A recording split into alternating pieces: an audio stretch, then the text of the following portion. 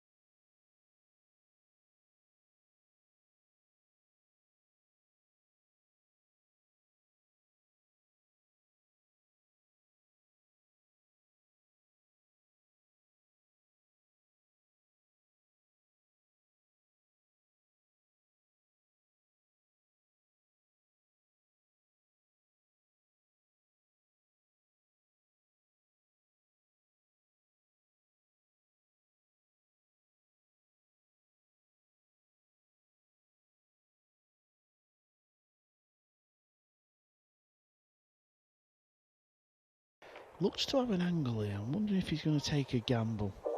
Try and send the cue ball into the brown 7 and that 8 ball. Only because of where the 3 ball is. It is a gamble. You're never quite sure how they're going to come out.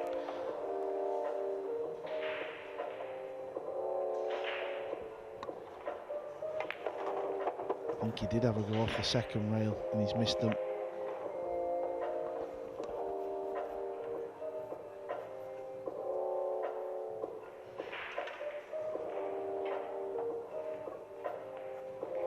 Yeah, off this rail now, he was just trying to bump into the brown 7. Can still chop this ball in. Needs this to bounce away from the second rail, or worst case, just get some form of angle. I think what he's going to have to do now is back himself to pop the green 6 in 3 balls time and get position for the brown 7 in the top right corner. Without doubt, one of the greatest cue ball positional players on the circuit. His cue ball is always so tight. Very rarely when he's running a table layout out, he loses the cue ball. He's just so good with it. You know, we have players that are natural potters, and we have players that are just good with the cue ball. And Copen is very good with the cue ball. And right on cue, he leaves it a little bit short.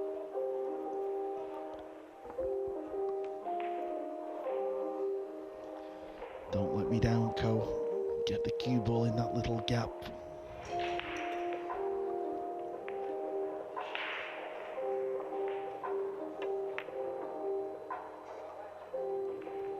Well, it was too hard. He was playing the safe, wasn't he, on the brown 7?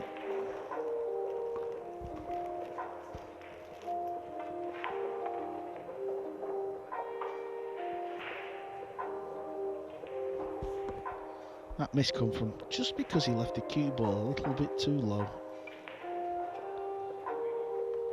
Didn't you say earlier in the year that he's using a cue which is worth a 5-figure sum? I don't think that's the one he's using today, is it? No, it's the same cue, yeah. Is it? Yep. Yeah, that's true. It's actually called the Zen cue. Custom cue maker over in Asia. I think the logo is on his left sleeve, actually, for the cue. It's a beautiful cue, actually. I've had a few shots with it, luckily enough. It's a real epic piece of artwork, these pool cues. People don't actually realise until you see a cue close up. Look at this for a shot, by the way. Good effort. Can't believe he let you handle a piece of equipment worth all that money.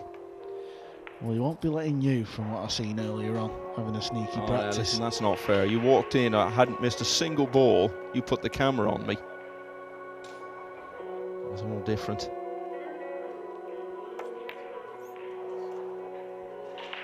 Didn't play the double kiss. Yeah, just on that previous shot from Sanz there, I think you can generally tell, and we certainly could in the last match, when you've got someone who's very inexperienced playing on the main table. You get the indications early on as to how comfortable they can become in it, or whether they just feel totally out of place. And that previous shot that Sanz had played was a good sign. It's a shot of a player who's comfortable being out there.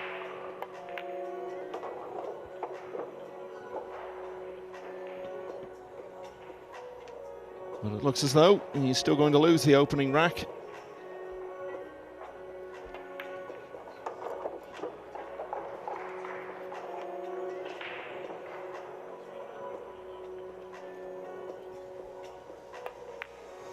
And so Copen, the World Masters champion, leads 1-0.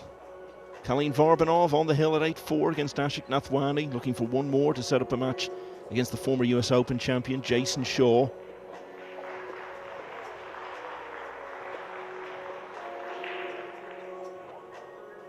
And he's now got that, actually. Varbanov has now won 9-4.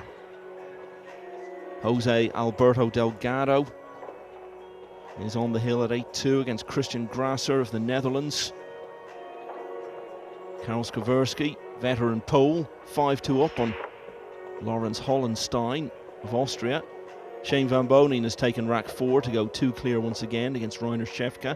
That one is 3-1. Mickey Kraus of Denmark has won 9-2 over Jorg Klein.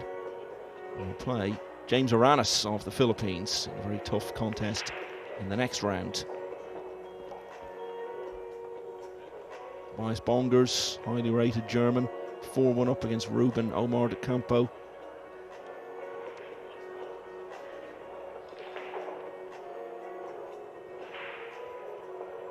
British player Adrian Pollard on the hill against Fabian Neglein of Germany. It's 8-5 in that one.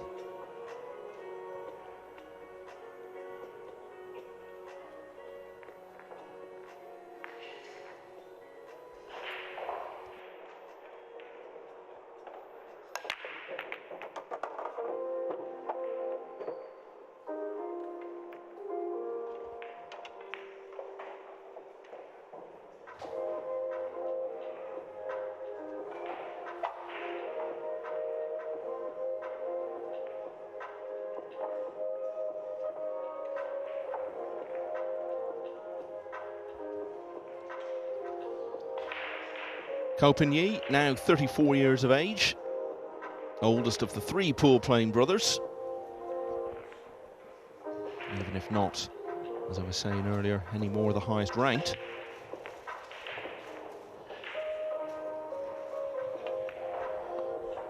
Trying to get the cue ball welded. He's lost it a little bit though, and he's left the pot. So easy to do though. I often say the safety side of the game is underrated, and here's a fine example why. If you don't get the cue ball touching that ball like he didn't, there's always a chance you leave a pot. It's not an easy shot.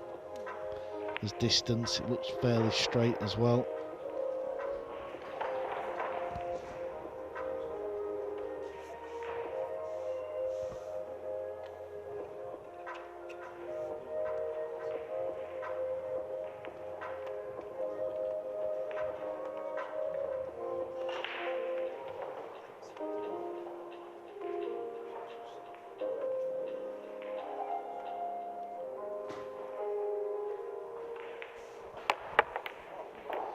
Well, he was hooked. Didn't look like he was from that camera view. I think Copen is hooked.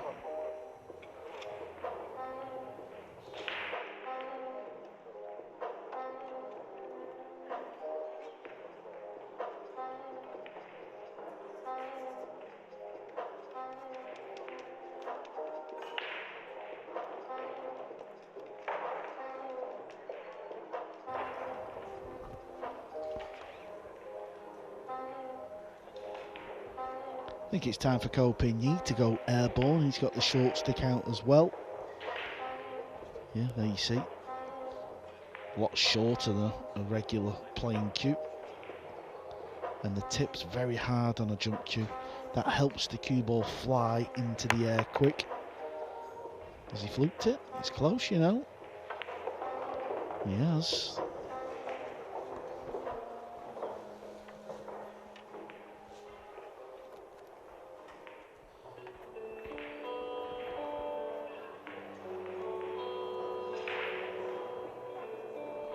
These are always tough pots, you know. It doesn't matter how much you practice, how good you are.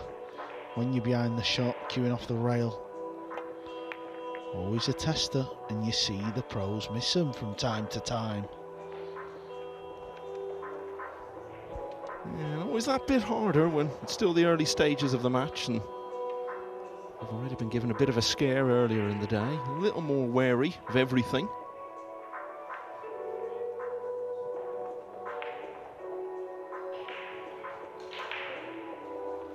Sanz came through a close one earlier, 9-8 over Satka of Estonia.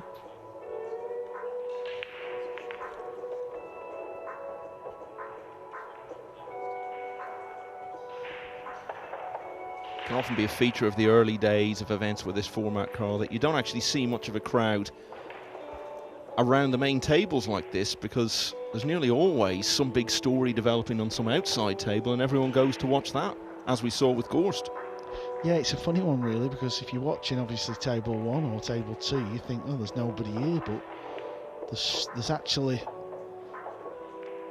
4 tables in each section, so often the fans, you know, you go and stand next to one of the sections and you get to see a lot more tables. And you can hear big ripples of applause coming from various corners of the hall at different times, so the turnout here is good. I mean, I'm struggling to remember the first day of any of these big open events where we've seen as many people in.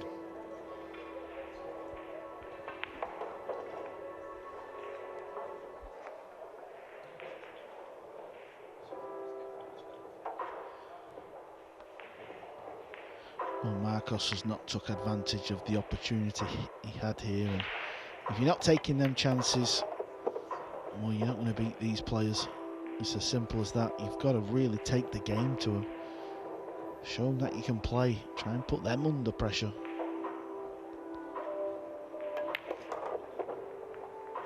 Yeah, someone in Copen's position in a match like this is obviously trying to suss out the opposition, see how good they are in the early stages, and that's when there's a bit of uncertainty maybe in their head. You've got to add to that uncertainty by winning a rack or two early on. And we see so often whenever these matches do go close, we've got one player who's coming in as a massive favourite. It's always because it's been tight right from the start. Once you get a few racks behind, it's very hard to catch someone like this. Still relatively early stages, of course, but Copen has eased his way into a 2-0 lead.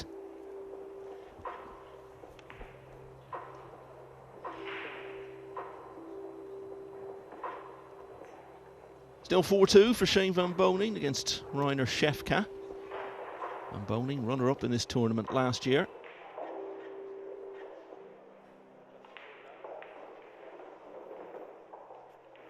Jose Alberto Delgado is now 1-9-2 over Christian Grasser.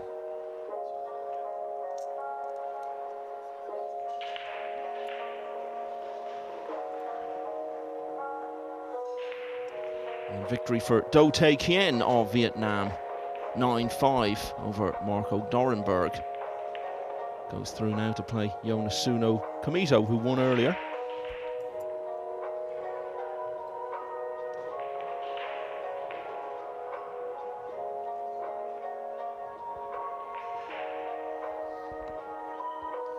That match we were looking in on earlier over on the other main table, Torsten Homan was 4-0 up against Bernd Janka. It went 4-3, but Homan has really reasserted himself now. He's at the table with a 7-3 lead, the hometown hero.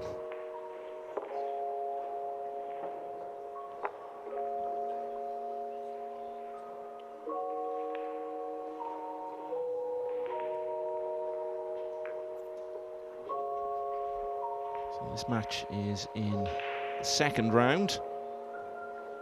And also in this round, Johan Chua will be playing Roman Hibbler. That'll be next up on this table. And then what a treat we have after that. Joshua Filler will be back on centre stage to play the former World Masters winner and former high-ranked snooker player, Tony Drago.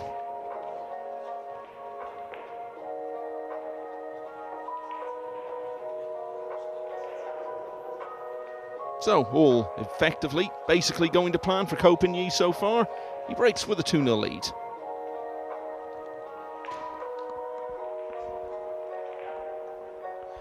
Let's just watch the cue ball. Let's see if he can get it arcing below that 9-ball.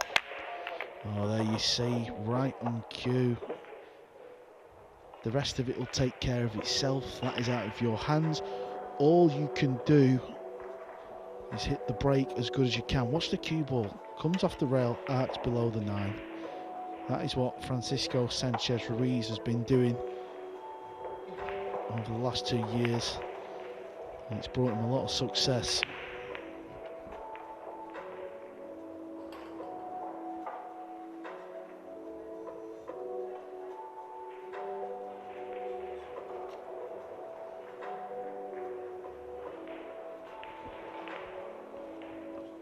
Needs to play a big shot here though. Got to pop this. Come 2 rails down for the 3. And that is what's caused the miss. Will be disappointed with that. You're always going to back yourself to pop the ball and get back down for position.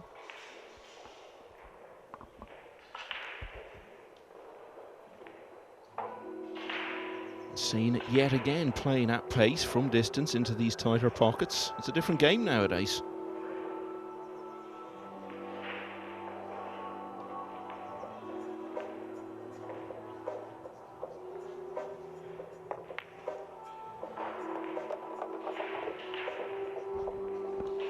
This is a really good chance now for Marcos to get a rack on the board.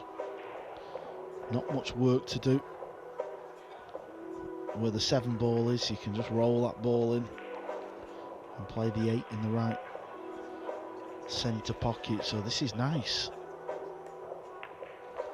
Well, we saw Jorg Ravotsky in the previous match on this table. He got a chance like this, maybe not quite as good, but similar sort of opportunity for him, and he just sensed it was all too much for him.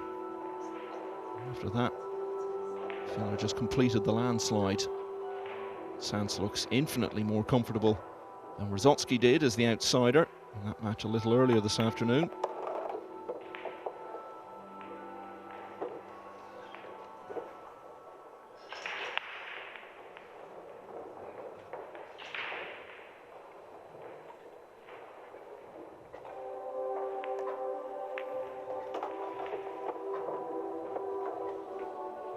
We witnessed it firsthand just a few weeks ago.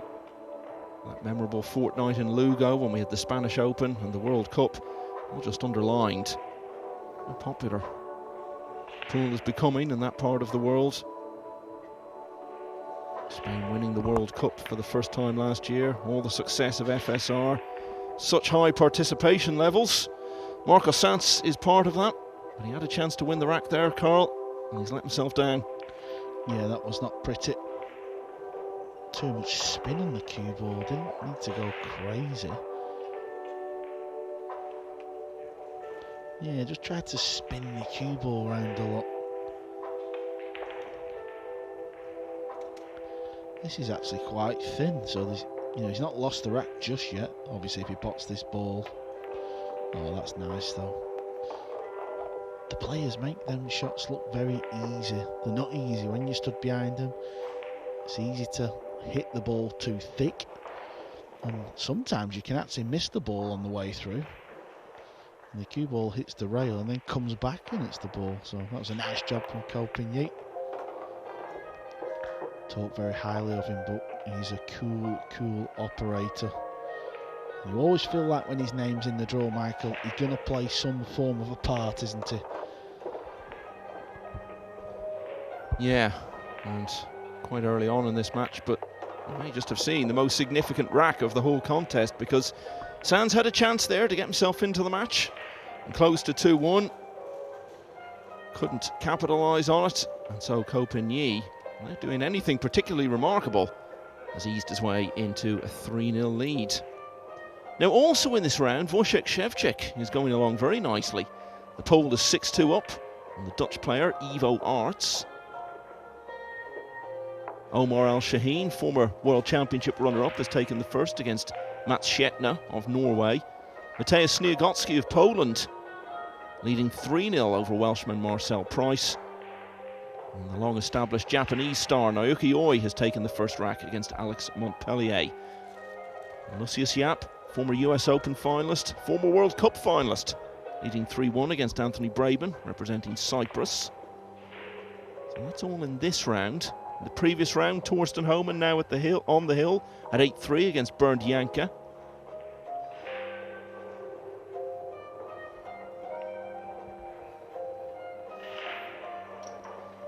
And that's the scene around the tables. As the days go by, those tables will be gradually removed until we get to Sunday, when there'll only be centre stage left. And we will find out the winner of the second European Open.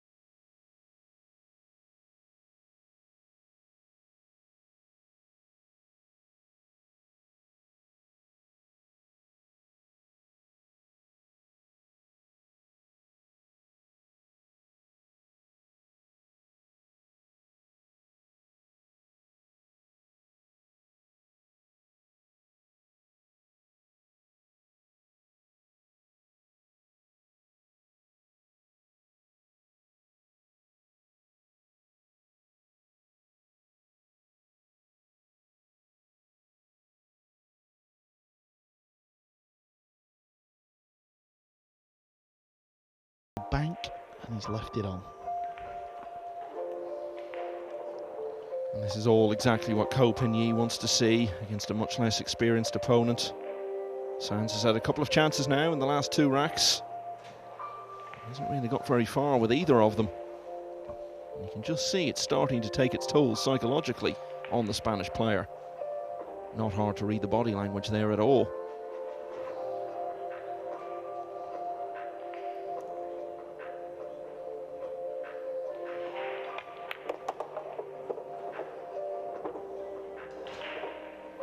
That's okay, he's going to pull up to leave himself the pot.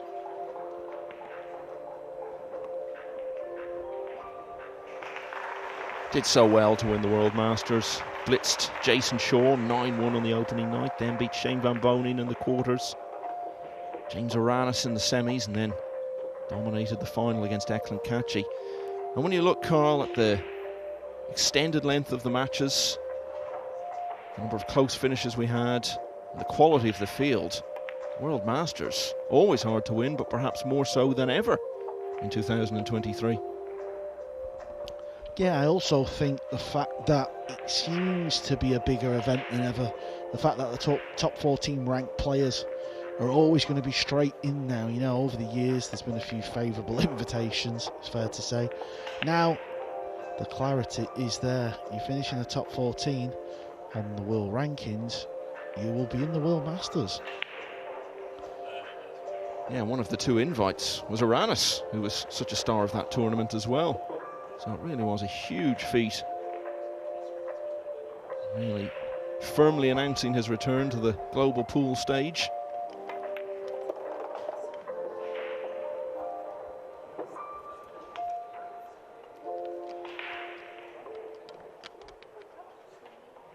So similar story to the previous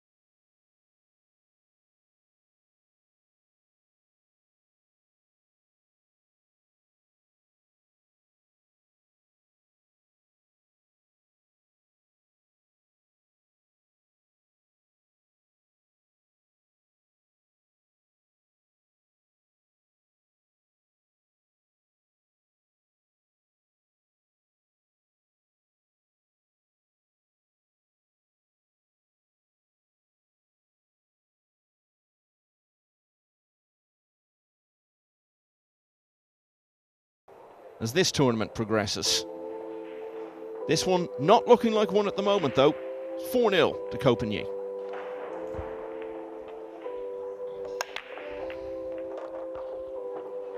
Needs a little bit of luck here. Fair to say it's not ideal. Just maybe a little bit too thin this time on the one ball. Cue ball seemed to go a lot lower.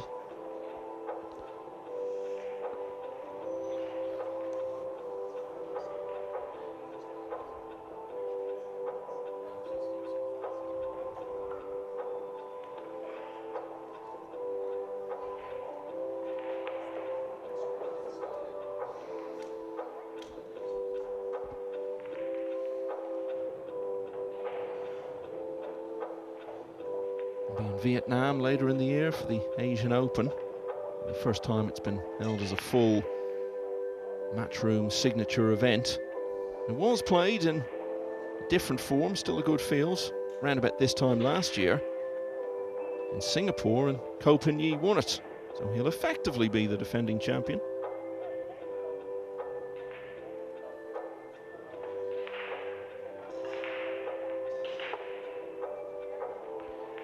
How about this for an effort? Where's this cue ball going?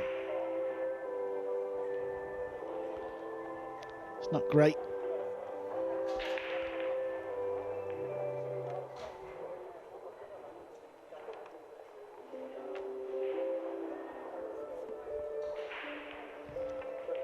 It's now or never for Marcos though.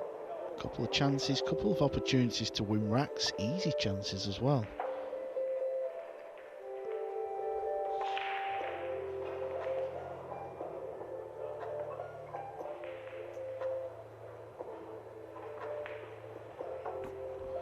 That's okay. He's put Ko in quite a bit of trouble here.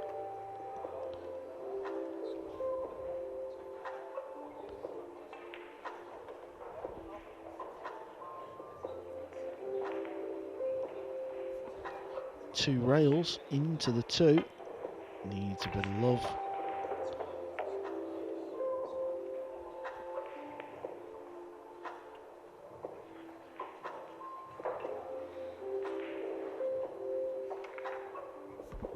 One of the young guns from the Philippines, Anthony Raga. See it on social media, a lot of people rate his game. One of the big names over in the world of pool in the Philippines, but he's actually down in that match 5-4. They're playing Ivan Coelho of Portugal. They're playing for the right to meet Konrad Yasusin, who won earlier today.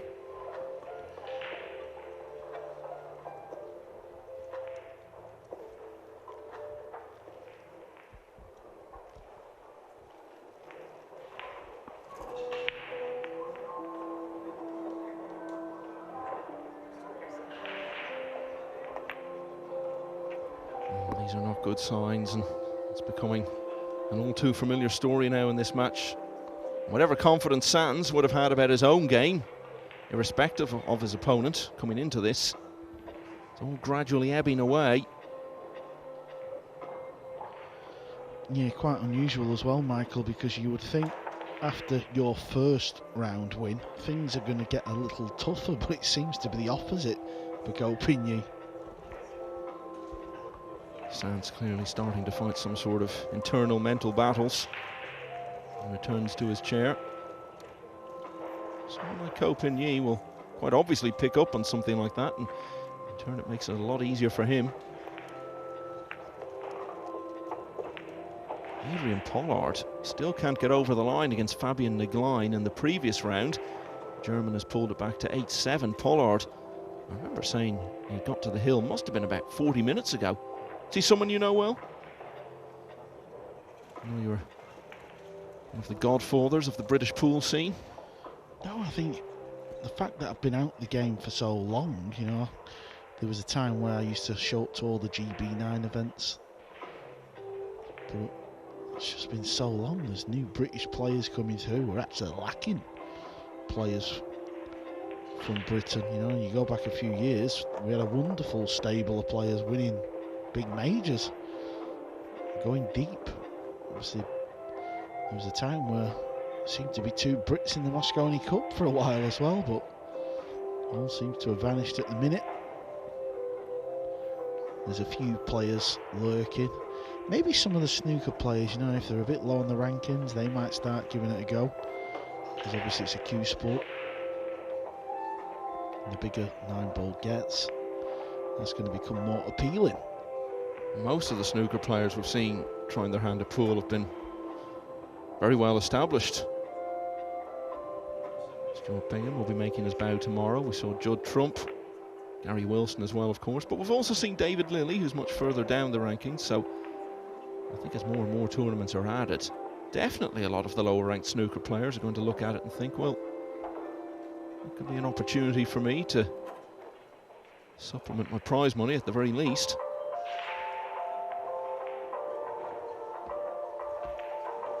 Meanwhile, back here, Marcos Sanz finds himself in all sorts of bother in rack 5.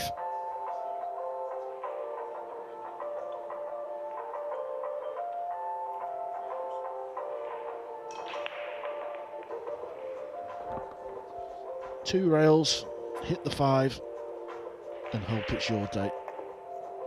If you miss it, you've lost the rack. Yeah, it's very straightforward from here, isn't it? And I know we were joking earlier about when I was knocking a few balls around, once you put the camera on me I started missing them. This is a whole other level to that. You're playing in front of the cameras and people are watching all around the world, and we see it time and time again. Guys who, in this case, are good enough to have won a match earlier in the day, and they go out there and they just can't cope with the situation.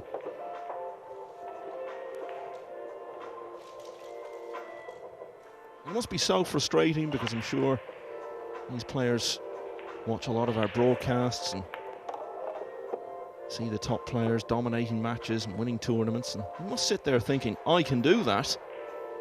But then, of course, it's the challenge of bringing that ability onto the main table, and Marcos Sanz is not doing it in this match. Could have won all of the last 3 racks, you know. Instead, he's lost them all, and he'd lost a couple prior to that. It all adds up to 5-0.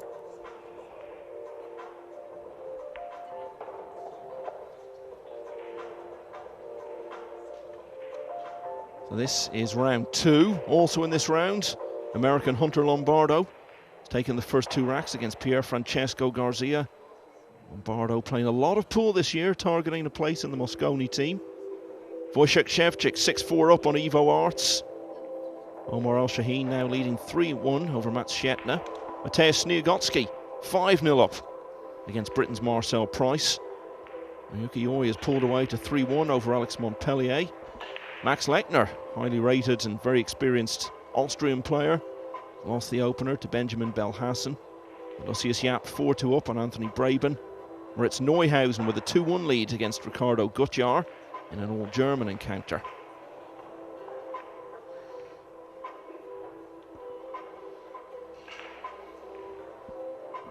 Shane Van Boning still playing his first round match, although maybe not for much longer, because he is a 7-2 lead against Rainer Shefka.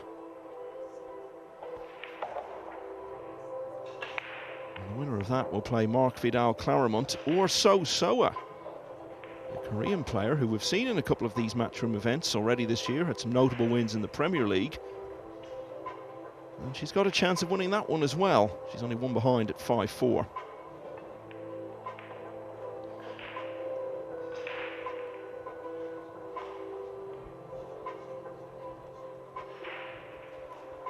Fabian Negline has now drawn level with Adrian Pollard. That one's been going on with Pollard on the hill for some time, and now they're both there.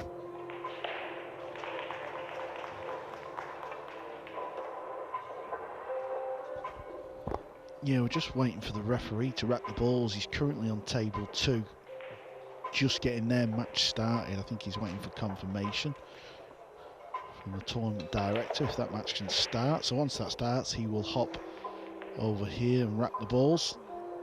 Yeah, we have this in the early days of these events. It's just not practical to have a referee on every table. So They mix it up between a number of different tables in the early days. All changes towards the end, of course. This is table 2, Pia Filler against Daniel Maciol. Pia was one of the first players to win earlier today in an all-German encounter against Clemens Ebert. 9-3 that one. Maciol winning 9-2 over yet another German, Eric Kohler.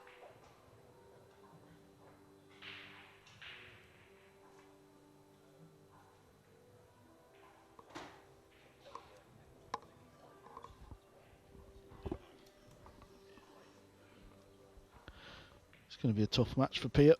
Daniel Maciol really sort of making a name out of that group of Polish players.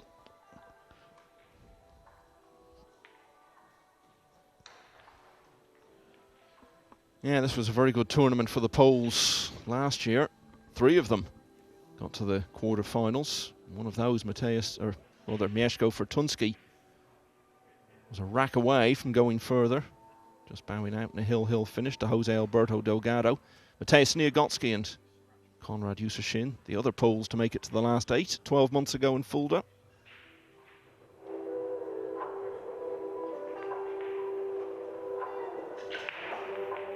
So far, this match is turning out quite similar to the Joshua Filler one that we saw on the main table a little earlier. The only difference being Marcos Sanz has probably had a good deal more in terms of opportunity than Jörg Ravotsky had. And he could be heading for another whitewash all the same. It's 5-0. And he's got a shot on the 2 ball. The green 6 is a bad ball, so this is not a guaranteed out.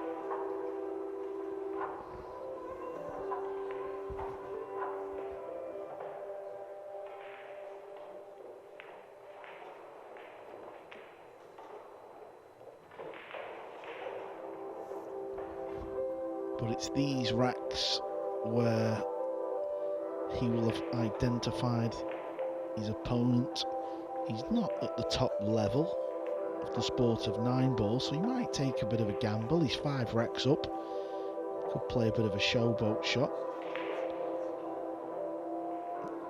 And what I mean by that is to move this green 6 ball out.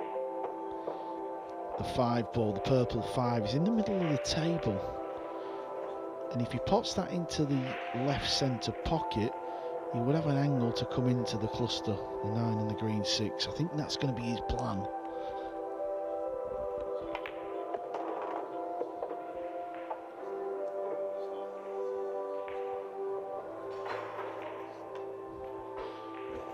Just to confirm, by the way, the reason that Filler Maciol match is now starting on table 2 is because Torsten Homan saw out the contest against Bernd Janka a few minutes ago. Was 4-3 to Homan at one stage. Then he won 5 in a row for a 9-3 win. Will now play So Shaw in the round that we're watching here. He's eyeing up the bank shot on the 6. Also a good option. Get the cue ball down table.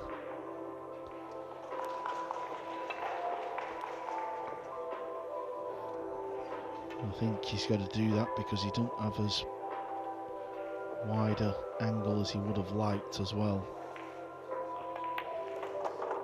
This could do with bouncing a little bit. Another cue ball would have been ideal. Now I think the cue ball's got to run into the 9 ball, so it's going to be harder to judge the position for the brown 7. Yeah, that's what we're talking about. The tiered seating come the weekend, that will be packed. But it's just simply, if you're in the middle of the arena walking around, you can just see just a ton of tables, plenty of action. And I'm with you, Michael. I think early stages of the double elimination stage, I've never really seen it as busy as what it is out there.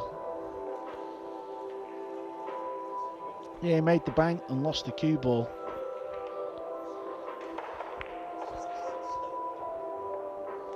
I think a lot of the people here today were probably here 12 months ago, and big pool community, and what is a big country. So many of them travelled here. It was all full really by the last day, and it was just such a nice weekend to be part of.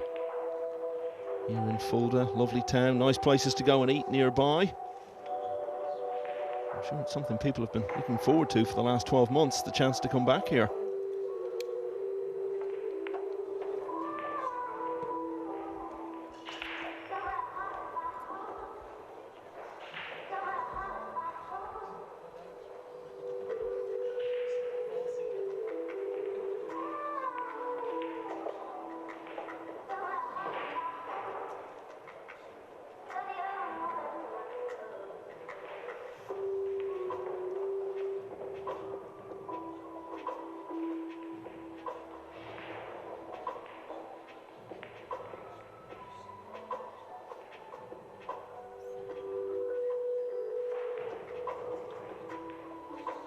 It seemed to be rolling for an eternity.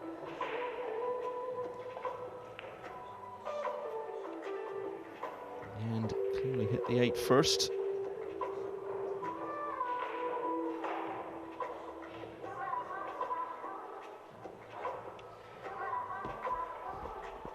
Playing the carom. This is what we call a carom. Cue ball into the lowest ball, which then pockets another ball, which means you stay at the table if you just happen to have tuned in for the very first time.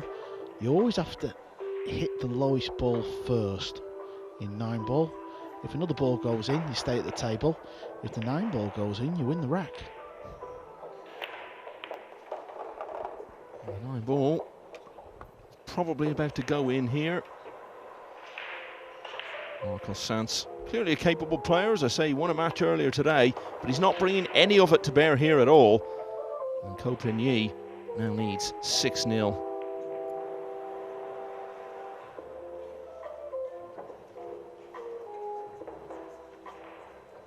Shane Van Boning is through to this round. He's won his opener against Rainer Shefka. It was close enough early on, but Van Boning, as you'd expect, grew in strength from there to win 9-2. Mark Vidal Claremont needs 3 more racks to face him in the next round.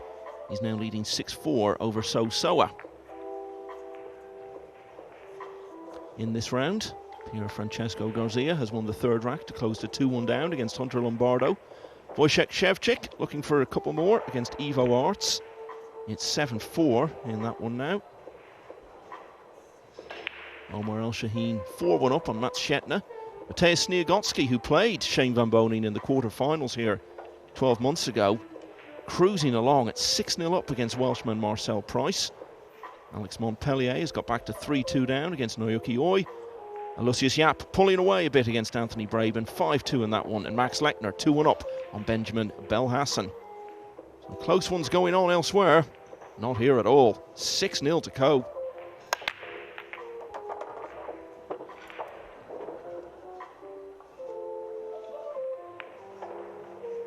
Does it become hard for a player like Co in a situation like this, Carl, just to maintain absolute focus when he's so much in control and his opponent is so clearly struggling? I think when you're younger, possibly, but I think as you get a little bit older and the experience he has got, you just want to kill the match off. You know, you'll have the bonus of having tomorrow off. Half the field played today, the other half tomorrow. So it'll be 2 wins from 2. I wonder if he's going to chase a 9-ball there. Is he going to send the cue ball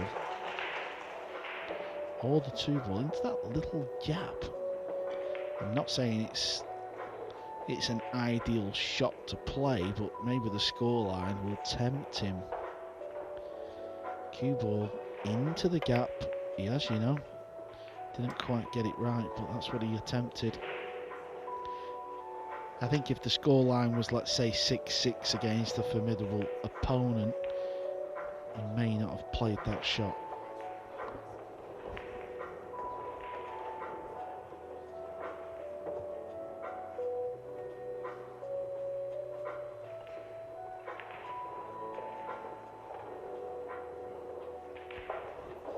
And it looks like all Marcus has got is a kick off the top rail. And if he does play that shot, you've got to try and get the cue ball off the rail into the blue 2 full. So the cue ball kick and sticks, it stays in that area where the blue 2 ball is. Also got to be careful because you push it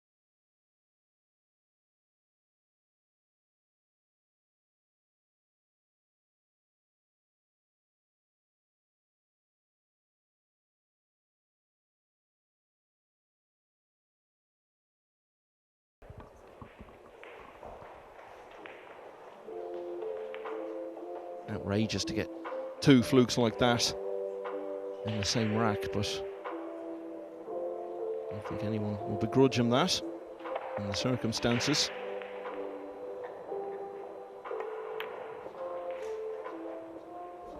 Just kind of felt he was going to miss, didn't you? I did. Just the way the whole match has gone, the way he's played, he's missed balls, he's missed a few chances. But that's it, isn't it? It's the way he's played. It's not like he's come out here and been blown away to trail 6-0. He's had enough chances. It would be easy for a player to accept that. You go out there and expect to get heavily beaten. Anything more than that's a bonus. And if it was a case that he just hadn't had a chance, you could live with that, but he's had so many opportunities here.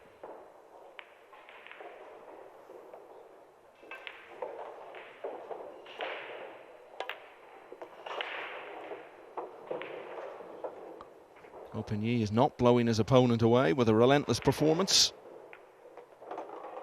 It's turning into a procession nonetheless, though.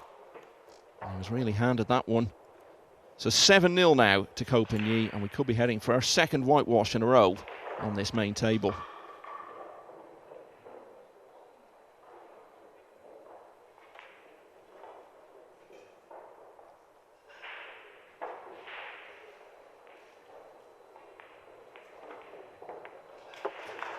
Fabian Negline has finally got over the line against Adrian Pollard. Pollard was on the hill for such a long time. He never got off it. Negline has won 9-8. And will now face former Mosconi Cup player Alexander Kazakis, past World Masters champion as well, in the next round.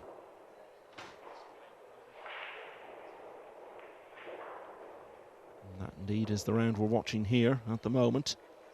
Playing for places in winners' qualification. Ivo Arts hanging on well, back to 7-5 down against Wojciech Szewczyk.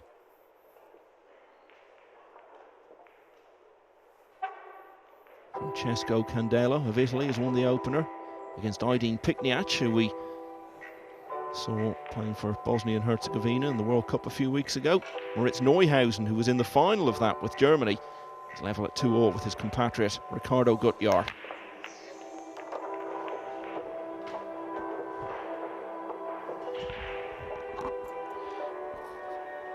It was a wonderful break. Here's another look.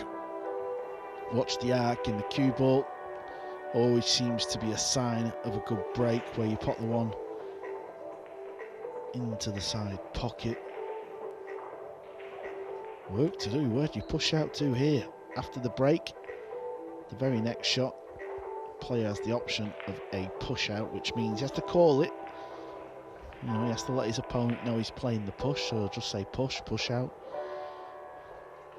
And then he can roll the cue ball, he can hit the cue ball anywhere on the table, he can hit another ball, he can pop that ball. But when Marcos comes back to the table, he can put Copen back in to play the shot. Yeah, purposely potted the 2 ball to get rid of it and just leave the cue ball there.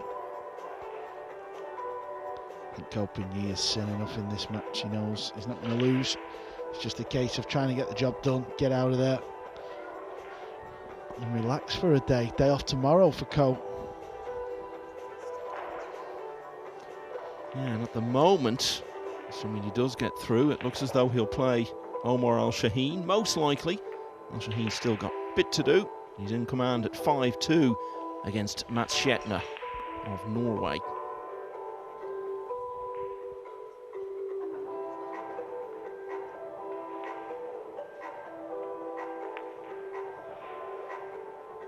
Shaheen, World Championship runner-up a couple of years ago, and what we're seeing now is because there are so many big televised events, you've got so many players who have the experience of doing well in at least one of them. By the time you get round to that third match in one of these tournaments, you're nearly always going to be playing someone who's got a decent level of experience.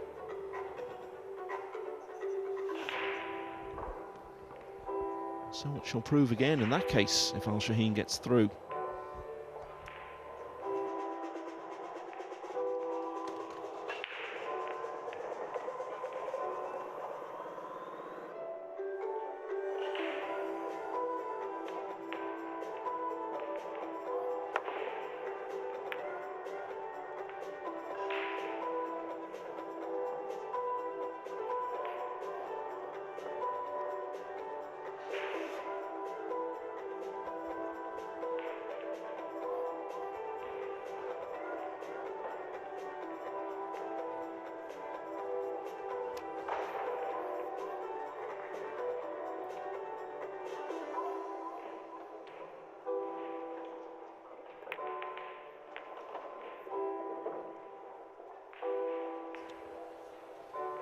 Yeah, looked for some time there as though Co was going to have ball in hand and a fairly routine run out. And balls just ran together at the last moment, but still had the opportunity to play a good shot. Sanz in trouble yet again.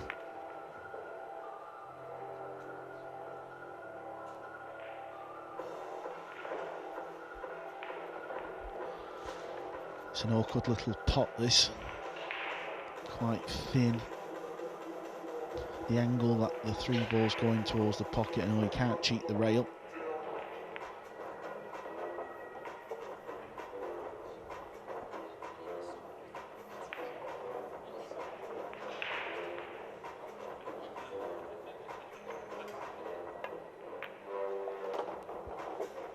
Needs a good flick here.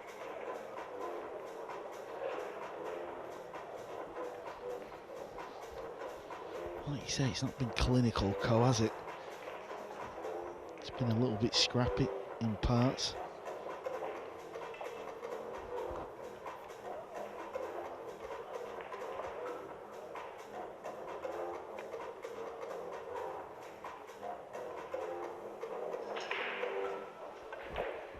Beautiful speed control there, though.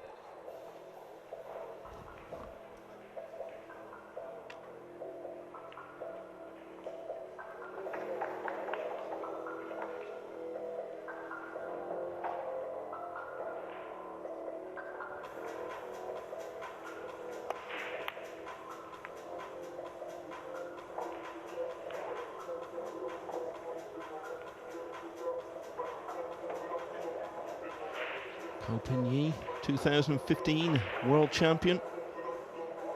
Beat Shane Van Boning in the final. After Van Boning prevented an all Co brothers final by beating Ko Ping Chung very comfortably in the semis.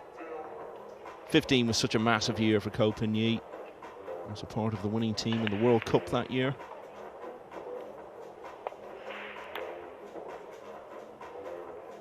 In the final of that World Cup, actually, Carl, they beat Mark Gray and Darryl Peach. A couple of names who underline what you were saying earlier about how accustomed we were not so long ago to seeing British players right there at the end of big events. That was quite funny there, going back to the match. When he missed the pot, he just looked up into the skies in disgust that he'd missed.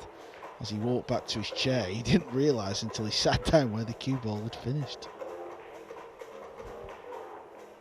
Sanz with no grounds for complaints, of course, after the couple of flukes we saw him get about 10 or 15 minutes ago. This is going on over on the other main table. Daniel Maciol of Poland has won the first couple of racks now against Pia Filler.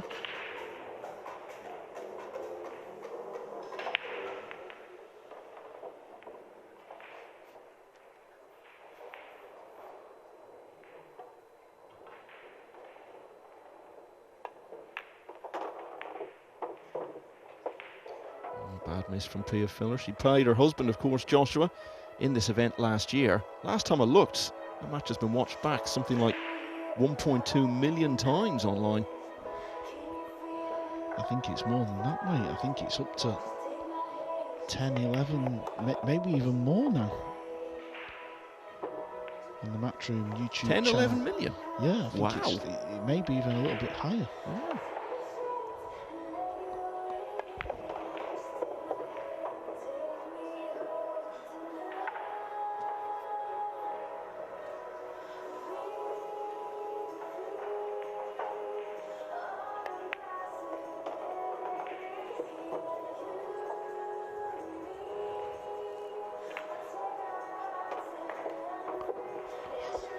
Well, whatever about big numbers, they're being racked up here by Copen in terms of the score in the match. He's now leading 8-0 on the hill.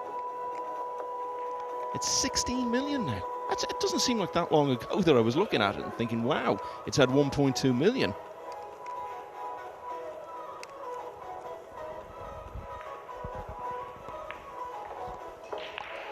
As we see some of the other tables in action, I'll give you some of the other scores. Hunter Lombardo is leading 3-2 against Pier Francesco Garzia.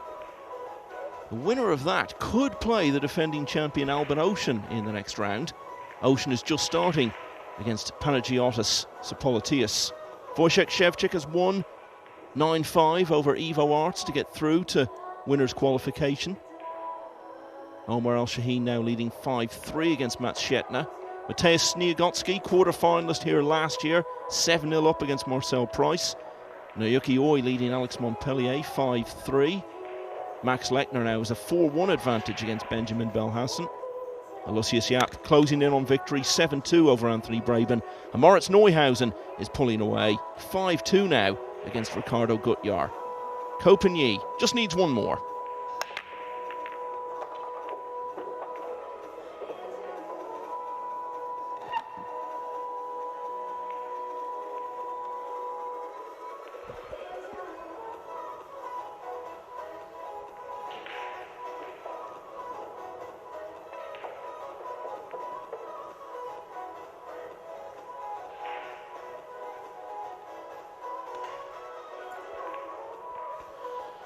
No pot available.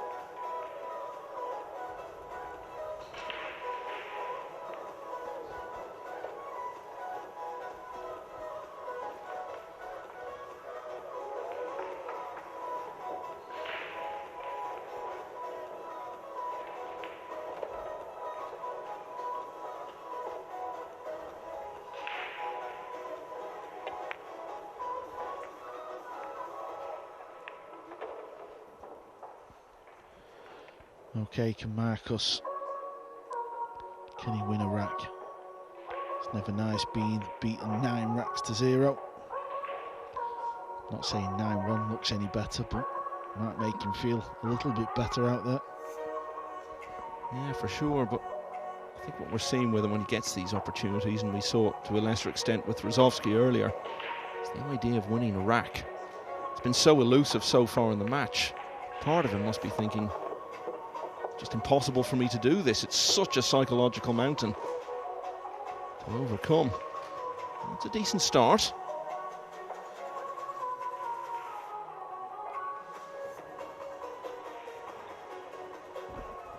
Got to play this in the same pocket.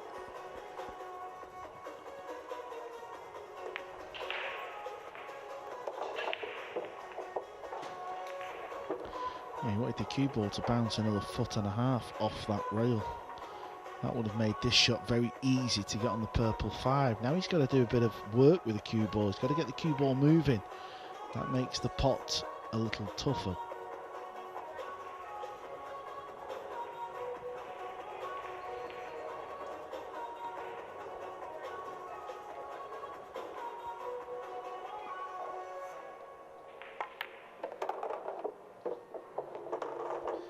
Yep, whenever you start chasing that positional play side of Nineball, you are going to come unstuck.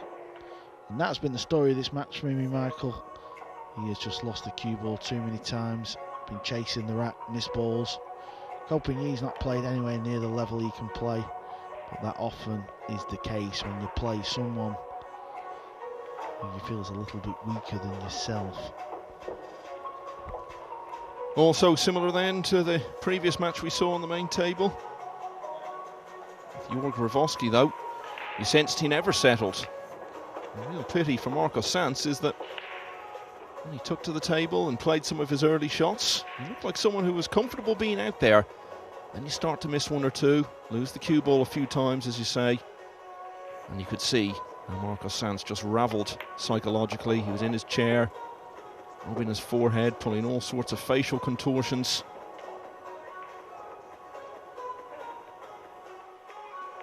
Really, by the time it got to about 4 or 5, you started to fear the worst for him. He really did have plenty of chances. It could all have been a different story. He had won a match earlier today, but he just couldn't get into this one. And Copen has run out a very comfortable winner here. As comfortable as you can be, in fact. He has won by 9 racks to 0. So the action continues on the opening day of this European Open in just a few minutes' time.